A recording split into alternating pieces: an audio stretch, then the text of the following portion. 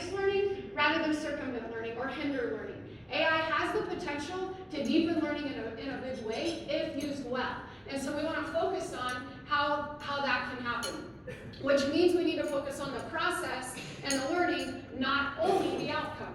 And then also, when we're thinking about using AI, we need to pay attention to how are we requiring deeper thinking. If I'm asking teachers to turn in lesson plans to me, am I requiring them to think through their lesson plan, or am I just asking them to turn something in that they had AI generated and they don't really know what they're going to teach in that lesson?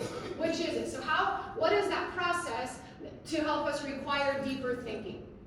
So we're going to move on to now to talking about AI literacy. In order to lead an AI initiative in your building, we have to be literate in it. So I want you to talk at your tables. I'm going to give you 1 minute. What does AI literacy mean to you, and why do you think it matters? Talk at your tables. What does AI literacy mean to you, and why do you think it matters?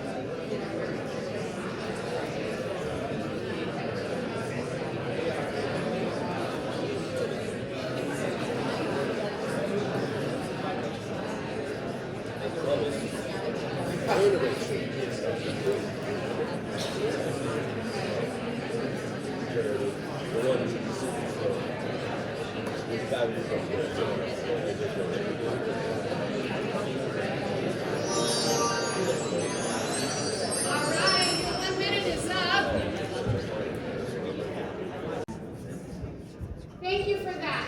If we had more time, I would grab some answers from you, but we're going to keep moving. Really, I just wanted your thoughts.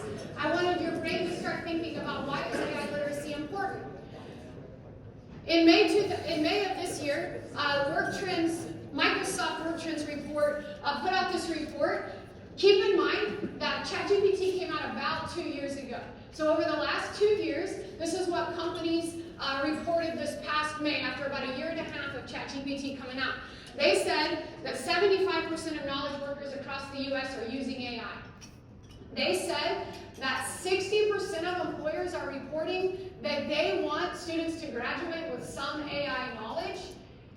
And in 2 years from ChatGPT and these large language models coming out, 70% of employers are saying that they would rather have someone less skilled in their job and come to them with AI skills to be able to do their job efficiently. So the companies are saying they want to hire people who are AI literate. 86% of students are reporting that they're using AI in their studies. Over 50% on a weekly basis, over 20% on a daily basis. This, a report a year ago, only 50% of students were reporting that they were using AI. So this is happening, this is coming at us fast. What are we doing about it? How do we know that when 86% of students are using AI in their work, that they're still learning, that they're using it to enhance their learning rather than hinder learning? What are we doing as building leaders to get ahead of that? So let's talk about AI literacy. That's the first thing we need to do. We can't manage this in our buildings if we're not literate in it around what AI is. So let's talk about how to be AI literate. We need to be able to equip our school personnel to empower and guide students while they're growing up in this AI world. AI tools are transforming teaching and learning. That's going to require training and support. Your teachers, if you don't know how to help your teachers and then your teachers don't know, they don't know how to help your students. And again, AI has the power to enhance learning, but if we don't grab a hold of it, it's going to help students minimize learning. Ethical considerations, we're going to talk a few times today about ethical considerations when using AI. You know it. Are we using it in ethical ways or not? I've done a lot of reading and listening to a lot lot of podcasts, and there's some scary ways. I don't have to tell you, you already know, there's some scary ways that people can use AI. And are we talking to those about students? Are we talking about the risks and the responsibilities with students? We also know there's assessment challenges. How are we addressing those? What are the challenges around assessment? That cheating isn't new, right? This is just a new way for students to cheat. And how are we helping students, again, use this AI to deepen their learning? So these are things we need to become literate on. If we can't have informed dialogue and conversation if we don't have any knowledge on AI. Another thing that's really important is to know that we can't learn what AI is and move on. It's changing weekly, if not daily. I was telling Alan this morning, I've logged on to 3 different programs this week, and their platform looks different than they did last week. And I'm on it pretty regularly, so it's changing. We need an opportunity, we need a source for continuous learning for us. And we'll talk later today about how we can help you with that if you would like. We need to know that there are risks and responsibilities that come along with AI.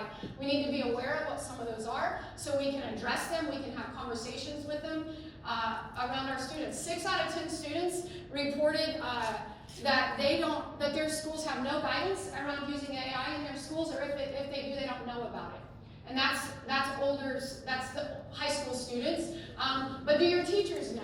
Do your teachers know? Can I go grab an AI-generated worksheet and use that? Is that okay in our school, or is it not? What's our guidelines, and what's our guidelines, and then what are the risks and responsibilities that come with these different tools that are available? Now is the ideal time to start initiating those conversations among staff and among students. Teachers need to know, and students need to know how to use what the expectation is for using AI. So here's some risks and responsibilities that we've come up with. This is not an all-inclusive list, of course, but something to just note that this is a very dynamic topic, and it's always changing. And again, I've already said it, but it's important to have a source to stay current, and it's our responsibility as building leaders to stay informed on the trends and developments that are out there that are ever changing. Some risks are, we know this, over-reliance on AI. Having teachers or students over-rely on the AI and not actually do the learning. There's the ethical use we've already talked about. Bias and fairness. I was listening to Ethan Mollick's book just for the second time earlier this week, and he talked about when you entering in a prompt to AI, and he was asking a question about a lawyer using AI, and when he used the pronoun he and got the response, he entered in the same prompt and changed the pronoun to she and got a very different response. Large language models, Alan's going to talk in a minute about how large language models are developed, but it's developed by all this information on the internet, and sometimes that information has some bias and fairness. Are our students aware of that? When they're hopping to ChatGPT or another large language model, are they aware of the bias and fairness? Have we had that conversation amongst is our staff aware of that? When they're putting something out, are they checking for the bias and fairness that's out there? Hallucinations, wrong answers. If you haven't heard the term hallucination around AI, that's a term for giving wrong answers. Just like a human, AI sometimes gives the wrong answers. The way we're interacting with computers has changed, and with AI, it's almost more like a human interaction, and sometimes AI hallucinates. Are we aware of that? Or are we just taking the answer? Are we checking the sources? And we'll show you some opportunities for that. And you see these responsibilities, but the main one, accountability, having that human in the loop. Do I know what's happening? Do I know how we're using it for learning? When ChatGPT came out about 2 years ago, what was the initial response by school districts? Ban. We've moved past that. We understand now that banning isn't really a viable option because every week new tools are coming out, new options are coming out for students. But what we do think is the viable option is learning to work together to create learning experiences that are personalized and effective. The way that we can work together around AI is we have to know. We have to know what are the guidelines, what are our guiding principles, how are we going to work together.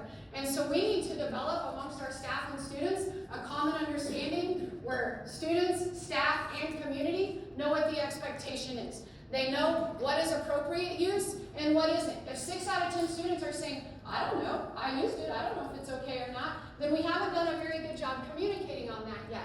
We need to develop these guiding principles to do that. And we work with some of your districts, some of your buildings to help with that. Here's some things to consider when developing your guiding principles. There's a lot of words on here, but I just wanted you to have some things when you're developing guiding principles. Here's some things you want to consider. Data privacy and security. We've already talked about it. We've talked about bias and discrimination. We've talked about transparency. What is acceptable, what isn't. There are reports that are saying business workers and students, they're not transparent when they're using AI for fear, right? Because they don't know if it's okay or not. They don't know if I'm going to get in trouble or not. And so if we have guiding principles around that, then I know. And I can be transparent on my use. And then there at the bottom, the role of the teacher. What is the role of the teacher around AI? What is your expectation as the building leader as their role in using AI? South Windsor High School in Connecticut, when they decided to tackle AI, these are the 6 things they considered when doing so. They considered what is our school's approach of encouraging AI use. How are we going to encourage it? Where are we going to encourage it?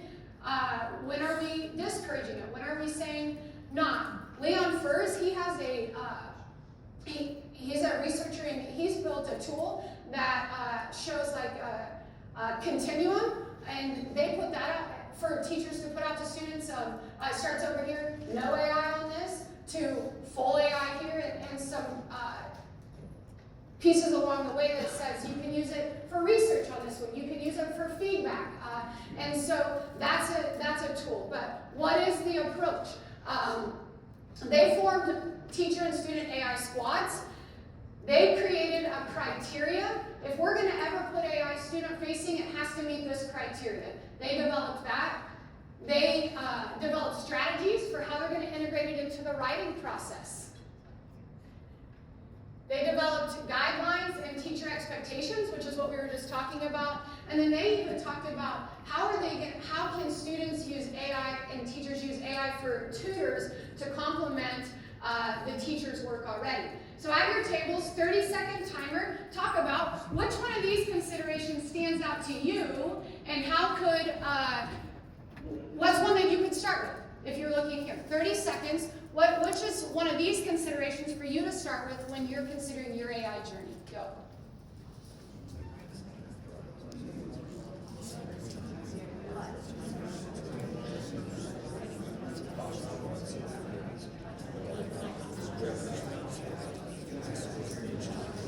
I think it's got to start with your growth.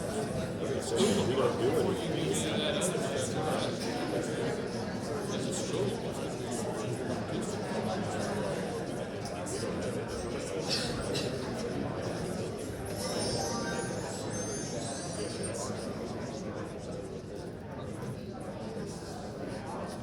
All right, I'm going to bring you back. That was a short 30 seconds, I know, but we got to keep moving. We only have a little bit of time.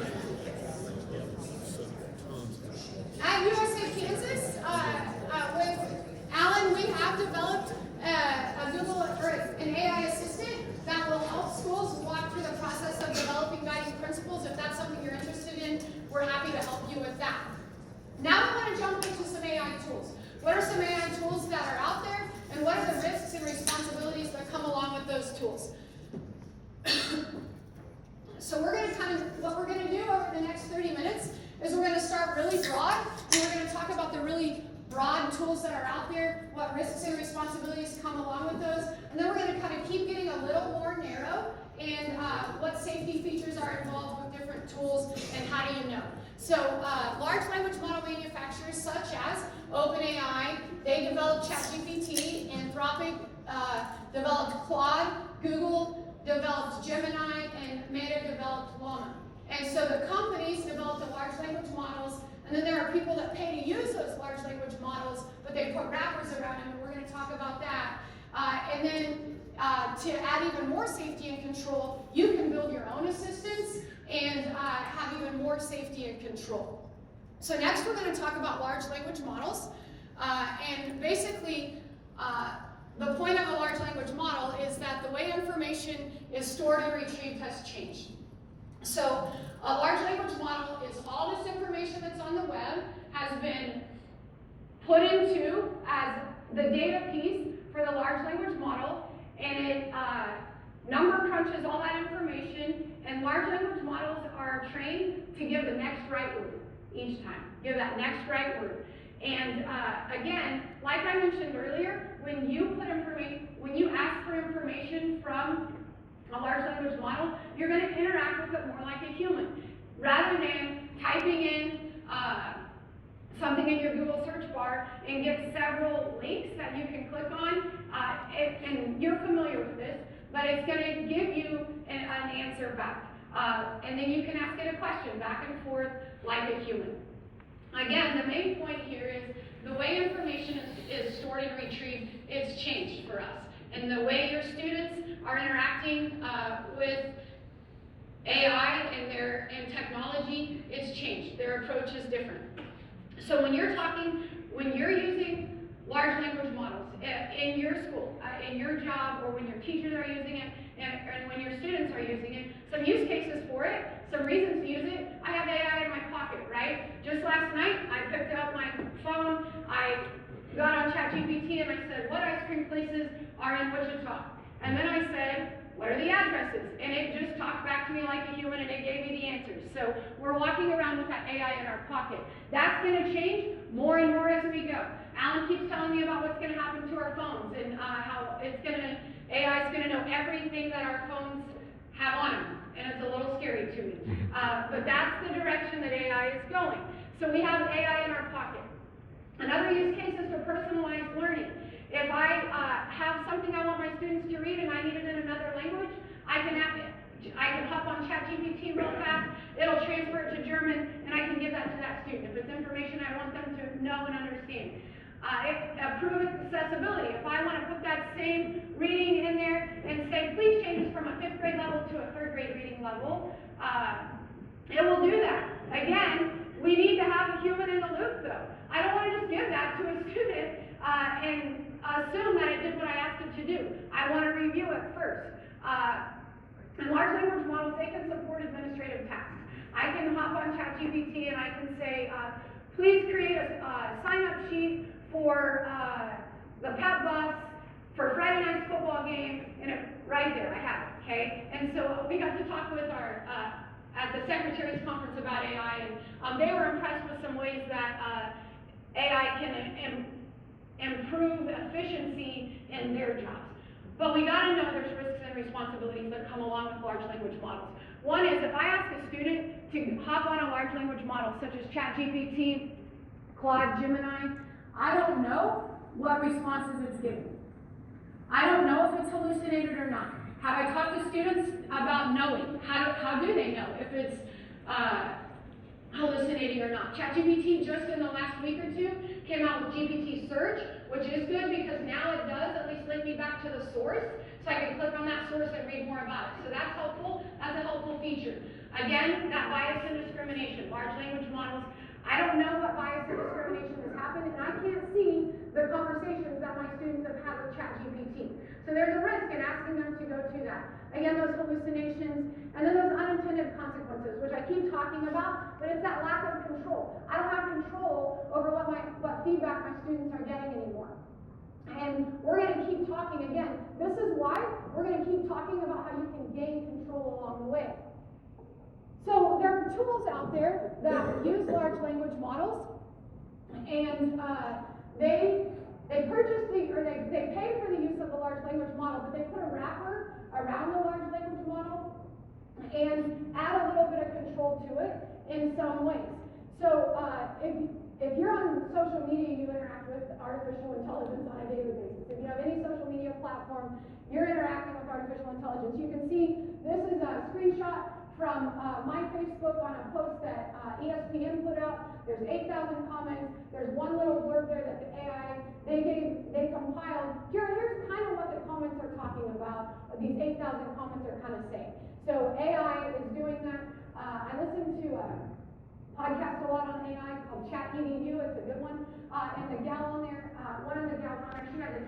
daughter, and she said her daughter uses the AI feature on Snapchat. That's what she uses. She doesn't have the ChatGPT app on her phone like I do. She uses Snapchat, and she uses the AI feature in there to get her information.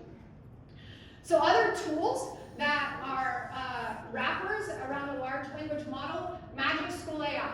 It's one that a lot of schools are using, some schools are paying to use. We want to understand the risks and responsibilities that come along with using a tool such as this. So you can see when you log into Magic School AI, there's a lot of different buttons you can push. Those are like individual little chatbots. So I can log on there and I can ask it to create a lesson plan on what topic and what grade level, and there it comes for me. Or I can ask it to help me send a professional email. But if I put information in there, a risk with a tool such as this is when I put information in there for it to form an email for me, I don't know what's happening with that data on the backside. It's my responsibility to know. I need to read on these tools and see what is their privacy model. The United States doesn't have laws and guidelines right now around what that has to be, what student privacy and data has to be. They're leaving it up to states, and our state is leaving it up to individual districts. So we need to know. It's our responsibility to know. If we're using this, and if I happen to put information in there, I need to know what's happening with that information on the backside. Risk is we don't always have that control. Another responsibility I think we have when using AI, I read an article last week that said a tool like, the tool Magic School AI, the highest used feature on Magic School AI is what? What do you guess? Worksheet generator. And I believe it's our responsibility, if we're going to use AI, that we're using AI to help enhance learning. Okay, we were getting the worksheet off Google, now we're getting it off Magic School AI. That's not the point of it, of this amazing tool, right? Or what we have at our fingertips here. The point is, how can it enhance learning? How can it deepen our thinking? And if this is all we're using it for, I think that's irresponsible use. Now, not always. It might help me get to that worksheet faster. That's going to help require my students to think. So it's a great tool in its piece, but if that's all we're doing, then that's where we're messing up. Okay? That's where I think we're not taking that responsibility like we need to. Perplexity also it has a wrapper that's using the large language model. And Perplexity, it's similar to the large language models, but the wrapper on it is focused on research and information retrieval. It is more research focused, whereas ChatGPT is more conversational focused. Some things that I like about Perplexity that I think give us a little more control is it gives the sources. So if I'm on there, and I'm getting information from there, I don't know if you can see it, but up here is where my answer is, and above that it says sources. So I can click on any of those boxes to know the sources that my information came from, so at least I can talk knowledgeably about where I got the information from instead of, well, I just put it in a large language model and got it back. I can grab that source. I really like that. Again, ChatGPT is implementing that. In the last couple of weeks, they've started implementing that in their tool as well, in their GPT search feature. There's also advanced search capabilities with Perplexity where you can grab images or videos, things like that. So again, the risks and responsibilities, if I put this student facing, I don't know the conversations, I can't see that backside of it, I don't know what conversations and what answers my students are getting from that, or my teachers for that matter. To go even a little narrower, now we're going to go even a little narrower. So we started with large language models. Now there's a wrapper around a large language model where, okay, now this one's focused on research and it's giving me sources, the sources that it's pulling. The next, to go even a little more narrow and take a little more control over the AI, is going to be, Google just put out a tool called Notebook LM. If you haven't checked it out, it's worth a check out. I don't show it to you in just a second, I think. Right now it's in beta form and it's free. We don't know that it's always going to stay that way. But imagine this, okay? You have to do research on a specific topic and you've watched 4 videos on it. You've read a dozen books or PDFs. You have several websites with this information. And now you want to remember all that, and you want to remember where I got all that information from. So I'm going to show you my Notebook LM. Notebook LM is a really great tool for that. So I'm going to show you mine. This is what it looks like. These are different notebooks. I can share a notebook with anyone within my domain. So I could share anyone like at USA Kansas on my Google here. So here's a notebook on AI literacy. What I like about this and where you get a little more control is I can control what sources are here. I upload with each notebook, you can upload up to 50 sources that you want in your notebook. And then here I can ask it questions and I can save those notes. So it gives me suggested questions. I didn't even read that question, I just clicked on it because I want to show you the feature here. It gives you suggested questions. Again, this is really a research for research. I have college daughters that are using this to help them pull information back out after they've read their text. And they got to go back. They're using this tool to pull information back out. What I really like here is I can hear. Okay, so it's saying promote continuous improvement. Well, I can click here, and it'll take me back to the source that I uploaded, and I can reread about that in that source. So it's taking me back to the information that I read. What are some risks and responsibilities that come along with hold on, before I go to risks and responsibilities, I want to show you this. Here's if I click on this notebook guide, I can ask for a study guide, these things here. Here's an overview summary. I had this generated before, actually I think I might have it right here. It will take my sources and it'll develop a podcast, an AI-generated podcast. These are 2 AI voices about my information. Articles, guidelines, frameworks. You even sent over something from the European Commission. It seems like you're really thinking about bringing AI into your school or district, and you want to do it right, which is why we're here. And it's great that you gathered such I wanted you to hear there's 2 different voices on that. So if you have some information that you want your teachers to know, you can upload your source in here, you can send it to them, you can download the podcast, you can send it to them in an email, and they can listen to it. Also on this, I can have it generate a conversation, and in that I can tell it information. I want to send this to my teachers because our focus on our instructional model is this year, and this is the expectation for implementing it. Upload your sources on that instructional model, and then it'll put that information in that podcast. It'll talk about that in that podcast. So this is, again, you're gaining a little more control here.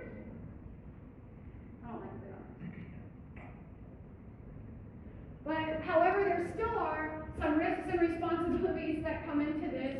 And a risk is, again, we do get to control our sources here. I like that. We get to control what sources the AI is pulling information from. It's not just the whole wide web, right? I get to control, it's pulling from these up to 50 sources, only one if I wanted to. Or I can click on one for that question. I can click off all the rest and say, I want to ask this question from this source. I know it was in here, but I don't remember what. But we don't know what's happening still with that information on the backside. We gotta read, we need to learn, we need to know. Our responsibility also is, how is this deepening learning and not circumventing learning? How are you having your staff or your students, if you're sharing a notebook LM with them, how are you ensuring they're still learning and not only using the AI to get the answers? So those are conversations that if you put that staff squad, that student squad together, these are things we need to be talking about. Again, 86% of students are using AI in their work, high school students. So how are we talking about how we're still requiring thinking with these tools? So now we're going to go even more narrow, and we want to show you something that Alan and I have been working with several of you across the state on, is developing your own chatbots. And some powerful work here is that you have control over what's happening with the information. So I want to show you here, I'm just going to walk through this real quick, and I want to show you, if you build your own chatbot, you can do it pretty easily, and you can build your own knowledge base. So here, I'm building a chatbot that is focused on our student handbook. I want my community to be able to go out and ask questions about our student handbook. And so I've uploaded in the knowledge base here my student handbook. You can see there's a bunch of characters here, so I know it uploaded. And then I go here, and this is the builder. Let me zoom in a little bit.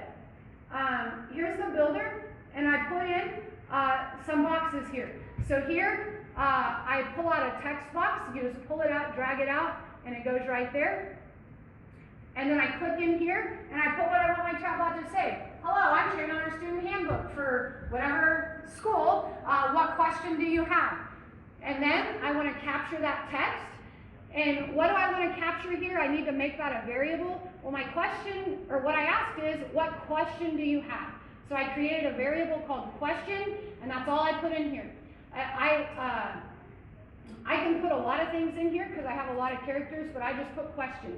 And then I'm going to pull out the AI. And here I have this box, so I pulled out a send message. I sent them this message. Then I pulled out a capture response, and that's where I captured their response. And then now I'm going to take it out to the AI. So I pulled out the AI box here, and this is where it goes out to the AI to get the answer. I can ask it to ask a question only from my knowledge base and stay only on topic there, or I can let it go to just any AI model. Something that's powerful here is I can choose which AI model I use, and with this tool, this is a tool called Chatling. With Chatling, you can have a free account. You can't build a lot of chatbots with a free account.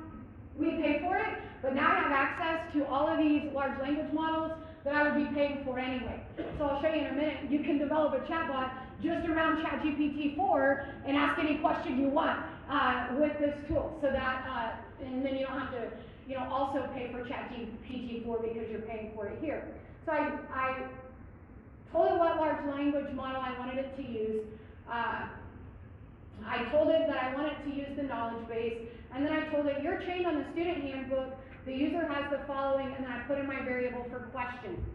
Okay, so then I save it. Over here, I can add instructions, and I can tell it, talk like a pirate, or I can tell it, talk in a professional voice, or I can say whatever instructions I want it to have. However you want it to interact with your people, you can instruct it that way. Here's where I add instructions. I can change the appearance of it if I wanted to put my school colors, if I wanted to have fun with it here. This is where I can do that. I want to show you the chatbot, and then I'm going to show you a powerful tool about it. So here I have a chatbot trained on our student handbook. What question do you have? What is our tardy policy?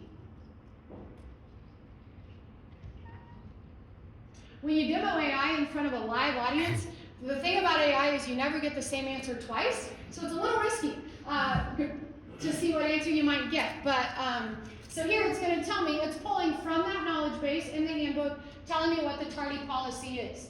Megan talked with a group of superintendents last week, and she shared a really powerful statement that they had all their students do writing. She and her colleague, as she said, she said, this is me grading. I've created my brain outside of my brain, and it's my brain doing the grading. But when they read back through them and they saw where the teacher or where the AI assistant said partially met standards, she said, I would have said they met the standard. But I've been working with that student for the last 3 weeks on this writing, and I was cheering for him. I wanted him to meet standards. But when I looked back at what our rubric said, and when I looked back at the state standard, they were partially met. And that's okay, it's October. It was October, a couple weeks ago. And she said, it's taking that bias out of grading. And I thought that was really powerful, a powerful piece that she hadn't thought of when she went this direction, but really good. And so that's a way that she's using a chatbot. We have a district that's put one on the front page of their website. We have a principal that built one that all of their teachers have went through the science of reading training, and they said, gosh, it's just hard to remember it all. So they put their information in a chatbot, so when teachers have questions, they can go ask the chatbot and get some some responses back. So what is it? What hat are you wearing that that's maybe sucking a lot of your time, that you can build a chatbot for people to get answers from, and then free you up to be in classrooms, to focus on learning. What I want to show you next is, as we've been, the last 6 months, as we've been going around the state and talking to people about building chatbots, we've had school administrators talk to us about, well, can we just have access to your chatbots, these ones you built? And they've talked to us about some specific ones they like. So we're excited to announce today that we're going to do that. We've built some chatbots that we want to put forward-facing to you. Right now they're in beta form, and we want you all to test them some and give us some feedback on them. So let me show you. We have 4 available right now, and then we'll keep adding 2 with your feedback. What do you need? What would help you? Again, what's a time suck for you that an AI assistant can do that can pull you out of that and give you time to do the deep level work that you want to do, to be in classrooms, to be in PLC meetings instead of these other things that you're doing. So here's some that we built. If we have these 4 chatbots available here, when you first log into the website, this is what it looks like. And so we have GA giving a brief overview of it. But then when you sign in, you have access to these 4 chatbots here. We're going to have some training information for you, and so you'll be able to get those. But the first one is a professional development planner. And so when you click on that, what this one does is we've equipped it with research-based strategies. The information that we teach in our Elevate Leadership classes, we've equipped it with that. We've equipped it with research-based instructional strategies, some of adaptive schools work, things like that. We put that knowledge base in, so when you're planning a professional development for your staff, you can go to this and say, hey, this is what I want to teach them. I want it to be interactive. Give me some ideas. I always wanted to be a good model for my teachers when I was leading professional development, and so this is a tool to help you do that. So here, it asks for your name and email address, so that way when after you're done with it, it will email you the activity that it gives you. And then it says, what is the focus of your activity?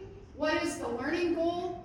What is your group size? What is your meeting length? And what is other stuff you need to know? So I already did this before we started for the sake of time. So I said I want to talk to my staff about trust. The focus of my activity was I wanted them to understand the 8 pillars of trust, something we teach in our Elevate. My group size is 30. I have 1 hour. And I said I want this to be interactive. I want my teachers to be interactive in this. So it gave me, and then it said small group or whole group, or do I want like an icebreaker activity or a closing activity? So I picked whole group, and here it gave me, here's my information I put in, here's what it spit out, what materials I need, my introduction, how long it should take, and each of these activities. They were really just bulleted points though, so I went back and I said, hey, can you give me more information? What do I say when I'm teaching my teachers about trust? What do I say about each of the 8 pillars of trust? And so it gave me more information here. So you can, again, interact with this AI as a human. So that's what this chatbot is. And then I can ask it to develop an email, so I can copy and paste that email to my staff before the staff meeting so their brains are prepared for what we're going to learn. So that's what our plan of professional development one looks like. Again, when you click in there, I'll show you on this next one. When you click in there, we do have a video that shows you how to use the chatbot if you want understanding of that. We built one around the Kansas statutes. This is not a lawyer. This is not a legal assistant. We have a disclaimer at the beginning, you can see. But this could help you if you're looking up a statute. We've asked it to focus on the education statutes first. If there's not something there, then go to the other ones. So if we ask it a question, I put in my name and email address again so it can email me the information afterwards. So my question is, how is special education funded? Dr. Harwood at KSCE has been helping us with this. And it's going to give a response here of how is special education funded. It's going to give me links back to the statute so I can go to the statute document and read more about it. It's gonna take me there. If this isn't giving me everything I need to know, I can click here and it'll take me to the statute. Also on sources, it'll take me to the source of where I pulled that from. If I ask it a question and it gives me a wrong answer, we ask that you give it a thumbs down. Again, these are in beta form. We want you to help us out to make it better. So give it a thumbs down and then keep talking about it and tell us why. If I have more questions, I can keep talking about this statute. I can have it email this one to me, or I can say, I'm done with this statute, but I also have another question on a different one, so I can click that button and keep going. So that's what this one looks like. I'm going to show you two more. We have a correspondence assistant.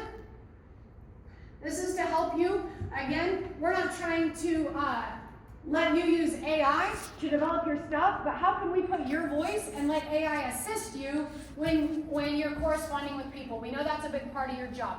So here, I want to develop a letter to parents, or in this case, my example here is I received this email from a parent, and I want to respond to it in a professional way.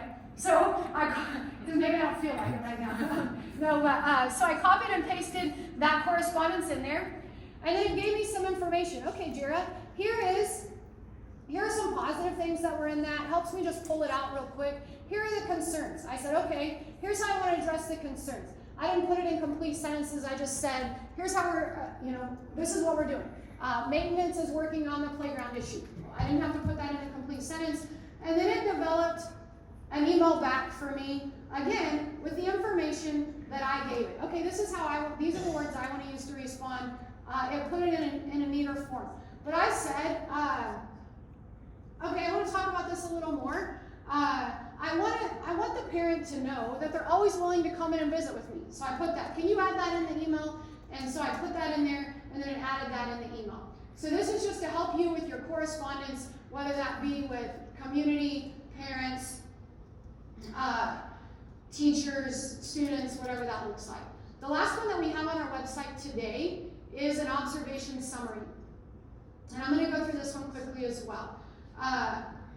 So here is this one, and this is when you're doing teacher evaluations or observations. You can put in the teacher name. This is to help you, this isn't to give you, to let AI do it. This is to help you formulate your words better. Some of us have a more difficult time putting our words together in a way that we like. And so this is just to help, it's getting your words and then helping you put it together in a format that you might want to share. So right now it's around the keep. We have the information to add the other observation tools that are out there. And so first we ask it about how they assess themselves, and you can put some information in there about that. Then we ask about how you assessed your observation. We ask about their assessment data. And so you put all of that information in, and you don't have to type it all out. You can I put that they scored high on 3.1, and here's why. You don't have to type out the whole thing there. And then it's going to give you, okay, here's a guideline. Here's how I might suggest saying it. So if you like that, you can say that back. Here's a guideline around the second section, growth opportunities. Here's some guidance I would give you when writing back to teachers on that. Here's how you could say it, in each of those areas. So I can keep discussing this if I don't like some of what it says. Can you reword this? Can you add this? Whatever. I can keep talking with the AI, or I can have this emailed to me, so then I have it to send out to a teacher. Again, we know, we talked about it yesterday. Your jobs are big, and I think the term the keynote speaker was like, how can you pull the weeds? And so what are things that we can do to help with that? And what are chatbots, or how can AI help you with some of that work that's sucking your time that maybe you feel like is taking time away from some of that instructional work that you want to spend your time on? So I want to invite GA up. He's going to talk about the vision with this website that we have developed and are developing. Alan's been spending a lot of time and work on developing this website, and I want GA to talk about the vision moving forward with that. Good job, Jared. Here's the kind of explaining this. I don't think so. There's a button underneath.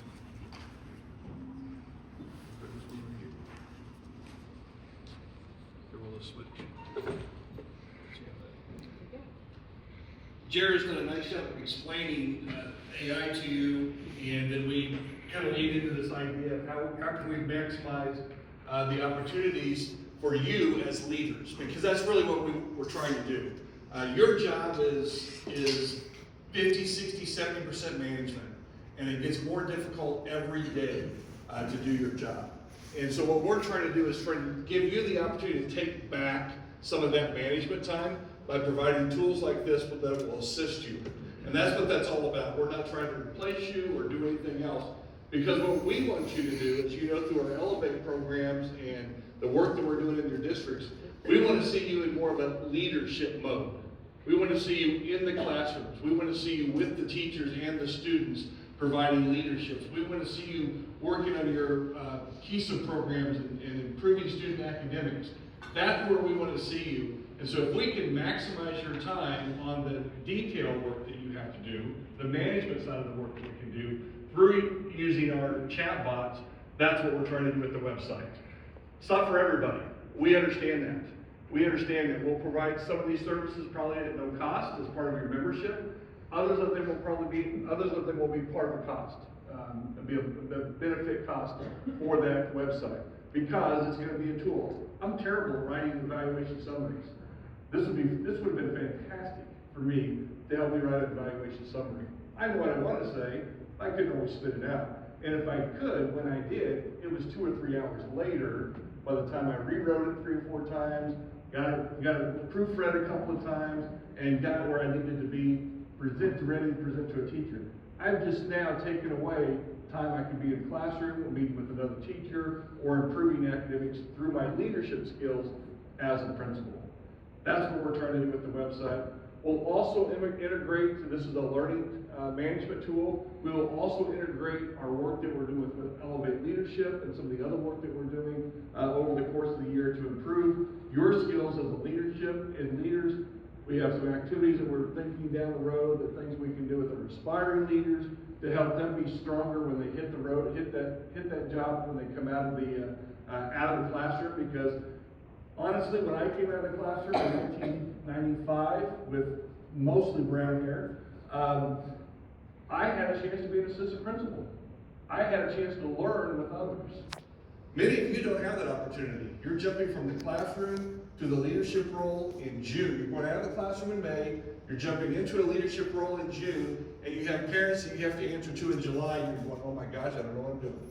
And you're right, because you didn't learn any of that at K-State, Baker, KU, or any of your colleges, Fort Hays State, you name it. You didn't learn any of that. You learned standards. You learned what those standards are to be a professional leader. And so with this website, we're helping to provide management tools for you. We're saving you time. We're going to do some other leadership activities.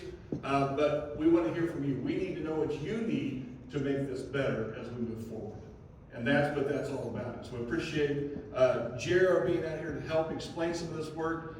Really appreciate Alan and his leadership and thoughts and ideas as we go through this. And we'll continue to bring in other experts like you to help us develop more tools. And as we continue to move into this, the idea is for you to be in control of the information. That's the scary part of using these large language models. You're not in control of the information that spits out, and when you put information in, guess where that information goes? Into the large language model. Any of you have Google Assistant at home? Okay, some of you have those at home. You ever notice when you start having a conversation with your spouse, with your kids, that about 5 minutes later or 10 minutes later, if you jump into your Facebook, all of a sudden there's an ad for what you just talked about. You're going, oh, how did Facebook know what I was talking about? They just heard you talk about it. You've just put information into the model to help them learn and grow what they think you want to hear. We don't need that for your kids. Your kids don't need to be feeding that information there. We want you to be in control of that information. If you were to put a teacher's name in an open AI model, that teacher's name gets out there in that open AI system.